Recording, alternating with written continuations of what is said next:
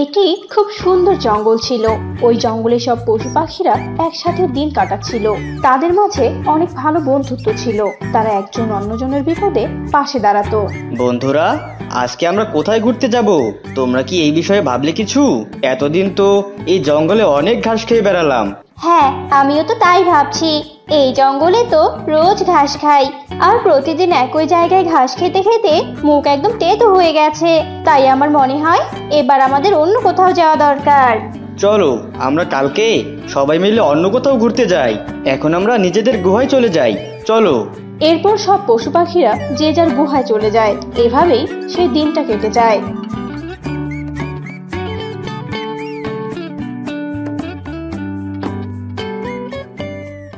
পরদিন সব পশু পাখিরা মিলে অন্য এক জঙ্গলে যায়।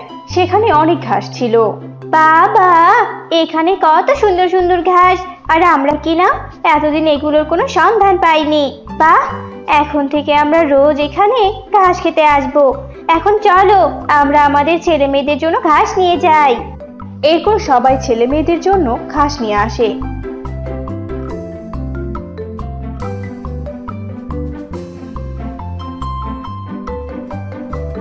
এমন সময় পথে ওরা হাতিকে দেখতে পায়। এ কি হাতি বন্ধু, তুমি চিন্তিত হয়ে আছো কেন? তোমাকে তো চিন্তিত দেখতে একদমই ভালো লাগে না। আমাদের বলো তো, কি হয়েছে তোমার? কি আর বলবো, আমার বড্ড খিদে পেয়েছে। পেটে কোনো খাবার নেই। এত বড় শরীর নিয়ে কি না খেয়ে থাকা যায় নাকি? জঙ্গলে যা কলা গাছ ছিল তা তো প্রায় শেষ হয়ে গেছে। হাতি যখন এসব বলছিল, এমন সময় সবার নজর যায় বানরের হাতে থাকা কলার দিকে। আরে হাতি বন্ধু, তুমি এত চিন্তা করছো কেন? আমরা আজকে একটা নতুন জঙ্গলে গিয়েছিলাম। এই তো সেখান থেকে বানর বন্ধু কতগুলো কলা নিয়ে এসেছে।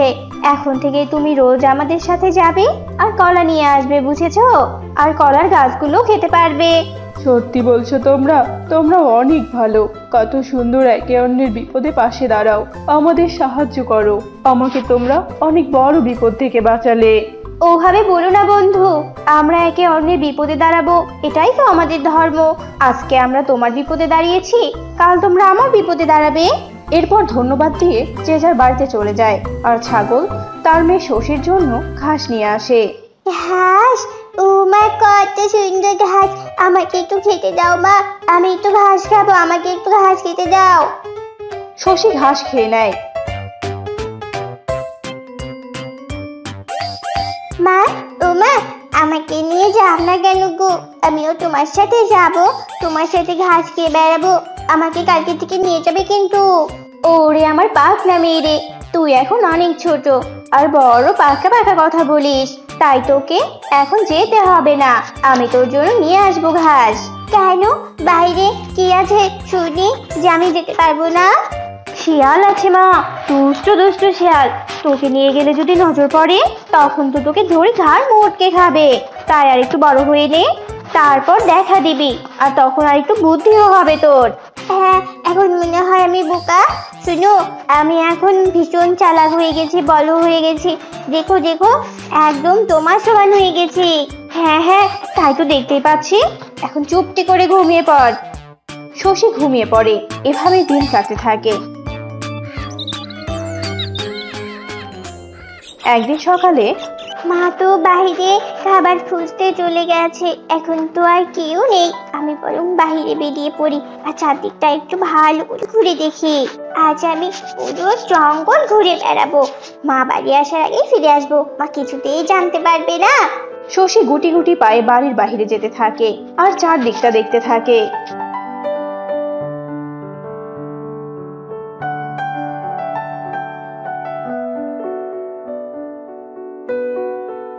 ও মা, কি সুন্দর জঙ্গলটা লাগছে!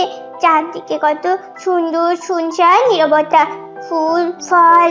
আহা, আমার তো চোখ একদম জুড়িয়ে যাচ্ছে। কত সুন্দর! যাই ঘাস খাই। শশী চারদিকে ঘুরতে থাকে আর এদিকে সেদিকে তাকিয়ে দেখতে থাকে।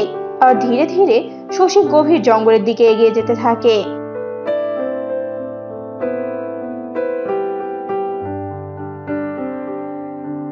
এই মা, আমি এটা আবার কোথায় এলাম? এই জায়গা তো আমি চিনি না। যাই তো গিয়ে দেখি আর একটু এগিয়ে যেয়ে দেখি কোথাও চিনি কিনা কিছু। শশী যত এগিয়ে যেতে থাকে তত গভীর জঙ্গলে যেতে থাকে। এরপর শশী ভীষণ কাঁদতে থাকে। এবার আবার কি হবে? আমি তো মায়ের কথা অমান্য করে গভীর জঙ্গলে চলে এসেছি। এবার আমি বাড়ি ফিরবো কি করে? আর মা জানবে কি করে যে আমি এখানে আছি? মা, ও মা, তুমি কোথায়? তুমি আমাকে নিয়ে যাও মা, আমার তো ভীষণ ভয় করছে। শশীর কান্না এক দুষ্ট শিয়াল শুনতে পায়। আরে আরে, এ আমি কি দেখছি? একটা জলজন্ত শিকার। চোখের সামনে এমন শিকার দেখলে তো একদম চোখ জুড়িয়ে যায় আমার। কচি মাংস ছাগল ছাড়ার, কিন্তু আমার তো এখন পেট ভরা। আমি বরং একে বুঝিয়ে শুনিয়ে বাড়িতে নিয়ে যাই। শিয়াল শশীর কাছে আসে।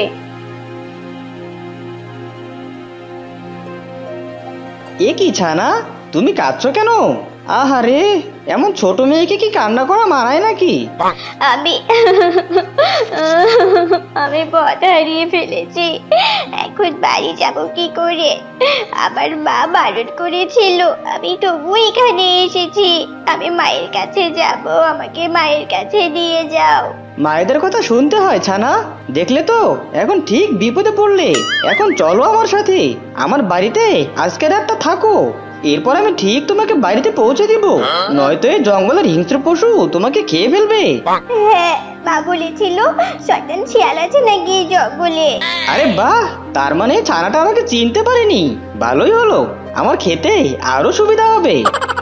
এরপর শিয়াল শশীকে তার নিজের গুহায় নিয়ে যায়। এটা বুঝি তোমার বাড়ি? ছি, তুমি সবকিছু পরিষ্কার করো না নাকি? কি বিদঘুটে গন্ধ, আর সবকিছু এলোমেলো কেন?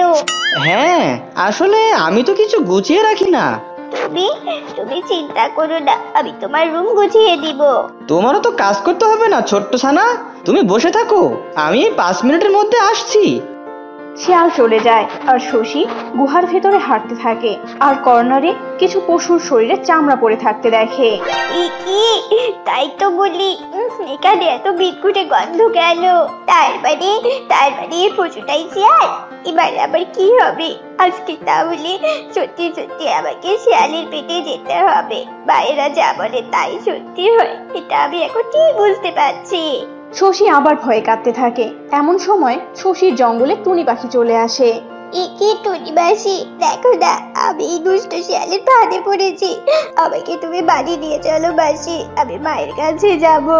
শোনো শশী, এই শিয়ালের সাথে আমি লড়াই করে পাবো না। আর আমি যতটুকু বুঝেছি, এই শিয়াল তোমাকে এত সহজে খাবে না। তাই তুমি শিয়ালকে কিচ্ছু বুঝতে দিও না যে তুমি শিয়ালকে চিনতে পেরেছো, তাহলেই তোমার বিপদ, বুঝেছো? শোনো, আমি সবাইকে ডেকে নিয়ে আসবো, তুমি কোনো চিন্তা করো না। সত্যি বলছো? তুমি সত্যি বলছো মাসি? হ্যাঁ সত্যি। শোনো, এখন থাকো, ওই শিয়ালটা মনে হয় এদিকে আসছে। টুনি পালিয়ে যায়। এদিকে ছাগল তার মেয়েকে খুঁজে না পেয়ে ভীষণ কাঁদতে থাকে আর এদিকে সেদিকে খুঁজতে থাকে। সব পশুরা তাকে সান্ত্বনা দিতে থাকে। আর কাঁদতে হবে না, আমি জানি তোমার মেয়ে কোথায় আছে। এরপর টুনি তাদের সবটা খুলে বলে। কি, আমার মেয়েকে কিনা আটকে রেখেছে? এই চলো সবাই, আজকে ওই শিয়ালকে উচিত শিক্ষা দিতে হবে। সব পশুরা মিলে রওনা দেয় শশীর কাছে।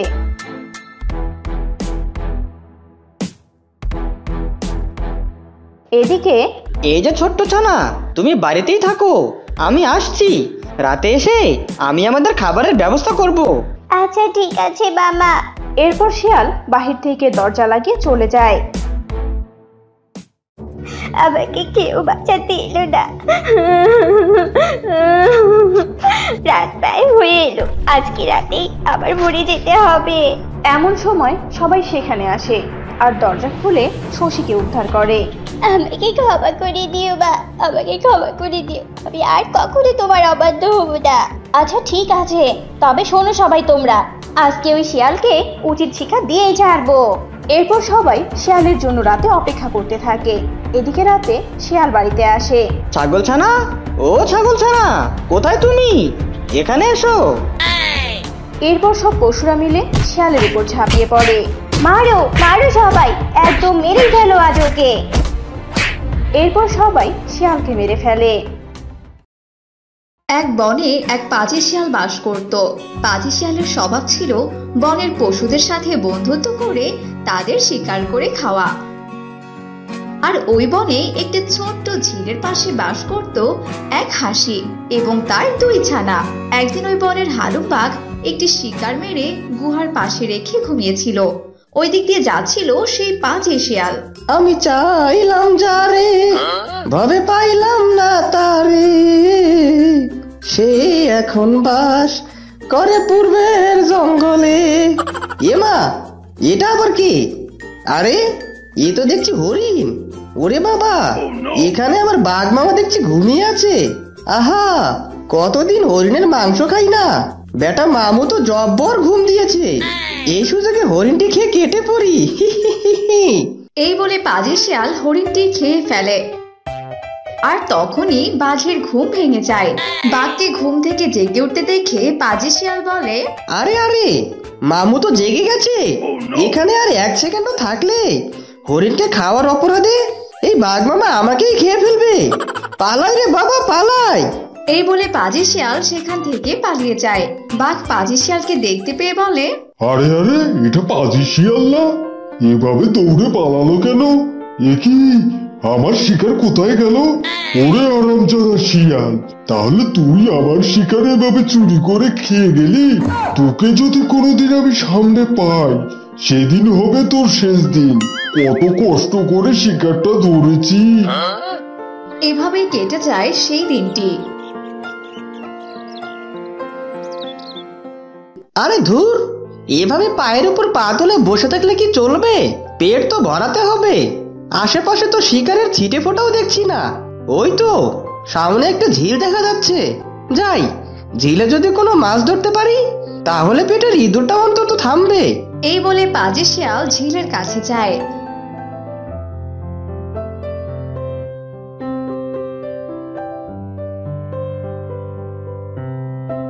আর ঝিলের পাশে দাঁড়িয়ে থেকে দেখে ঝিলে অনেক মাছ।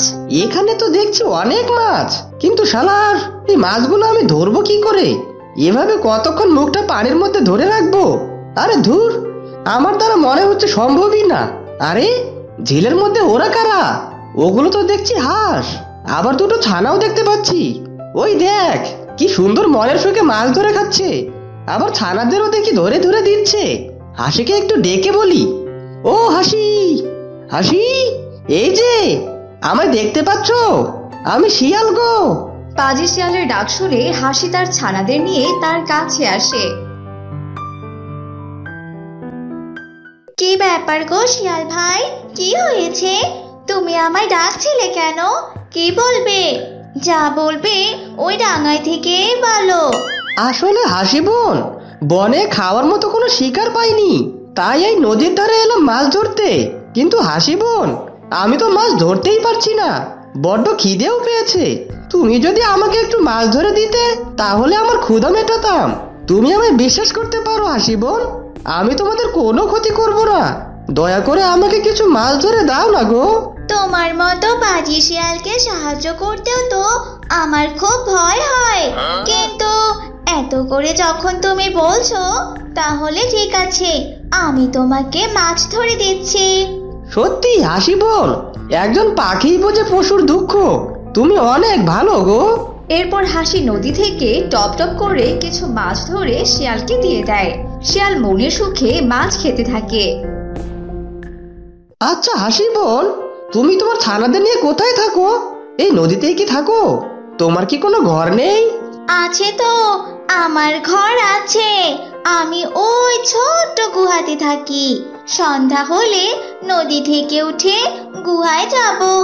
শিয়াল ভাই, তুমি রোজ এখানে এসো, আমি তোমাকে রোজ রোজ মাছ ধরে দেব। তাহলে তোমাকে আর না খেয়ে থাকতে হবে না। বোন বলে যখন আমাকে ডেকেছো, তখন এই বোন তোমাকে আর না খাইয়ে রাখবে না। সত্যি বোন, তোমার কথা শুনে আমার চোখে পানি চলে এলো। আজকাল নিজের কেউ এভাবে সাহায্য করে না, আর তুমি আমার নিজের কেউ না, তবুও এত করতে চাইছো। ঠিক আছে বোন, আজ তাহলে আমি আসি, কাল আবার এই সময় এখানে চলে আসবো। এই বলে পাজি শিয়াল সেখান থেকে চলে যায়। এভাবেই কেটে যায় কিছুদিন। হাসি রোজ শিয়ালকে মাছ দিত। শিয়ালও আর শিকার না ধরে সে মাছ খেত। এভাবেই রোজ শিয়াল মাছ খেতে খেতে একদিন বলতে লাগে, এই একই জিনিস খেতে খেতে মুখে আমার চড়া পড়ে গেছে। মাছ আর খেতে একদমই ভালো লাগছে না। মাংস খাওয়া হয় না অনেক দিন থেকে। শুনেছি হাঁসের মাংস নাকি অনেক সুস্বাদু। হাসির মাছ আর খাবো না। এবার ওর 2 ছানাকে খেতে হবে। তারপর বুদ্ধি করে ওকেও খাবো। যাই, নদীতে যাই, ভুলিয়ে ভালিয়ে ওর নাদুস নুদুস ছানা দুটোকে খেয়ে আসি।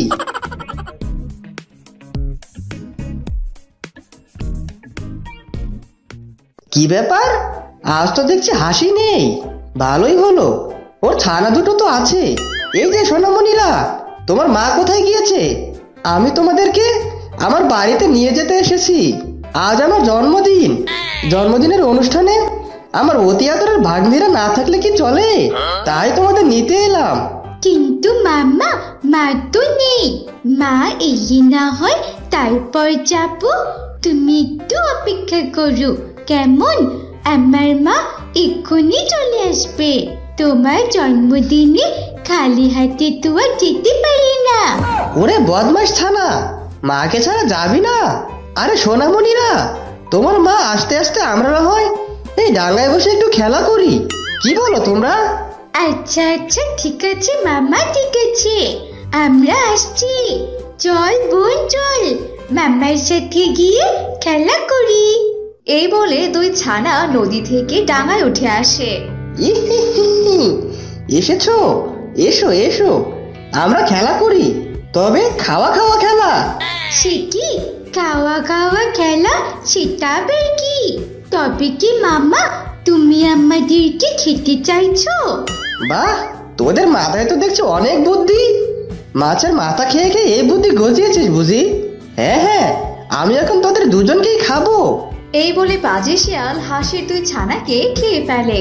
আর এসব হাসি নদীর মাঝখান থেকে দেখতে পায়। পাজি শিয়াল কোথাকার, আমার ছানাদের তুই এইভাবে খেয়ে ফেললি?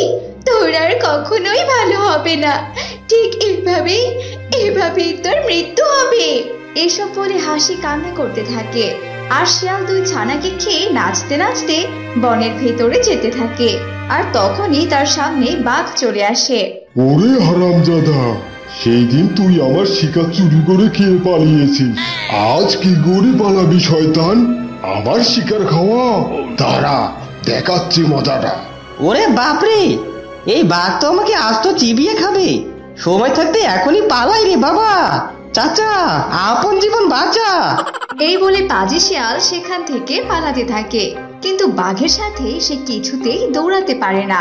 এক সময় বাঘ তাকে ধরে ফেলে আর তাকে মেরে খেয়ে ফেলে। For more updates, subscribe to our channel, click the show links and enjoy watching the videos.